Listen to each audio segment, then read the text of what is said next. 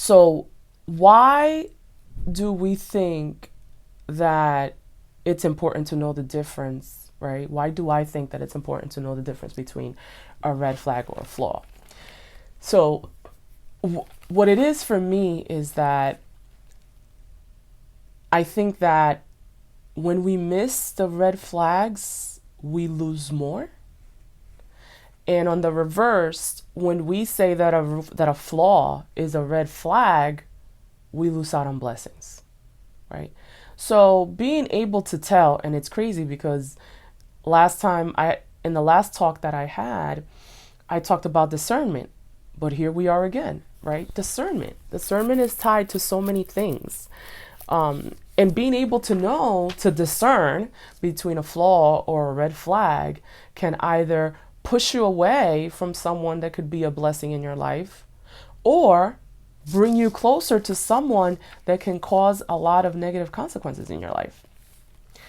And I think that's the importance of being able to tell between a flaw and a red flag. So that's why a lot of times when I'm working with people or I'm talking to my friends, I worry when someone overuses, oh, he's a red flag, that's a red flag.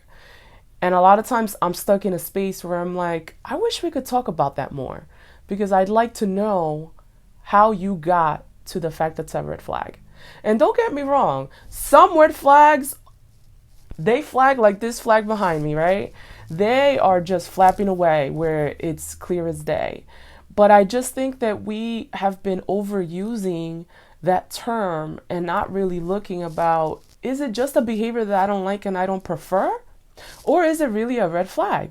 Is it really something that is not workable and could cause me or us emotional harm and sometimes other type of harm, which is why it's important, right? So when we have intimate relationships with people that carry red flags, people that carry a pattern of toxic or harmful behaviors, right? Think about the reasons why we do that. We can see the red flag and we stay in this intimate relationship. Because remember, just because they're your family doesn't mean you have to stay in this relationship. You don't. But we do. We stay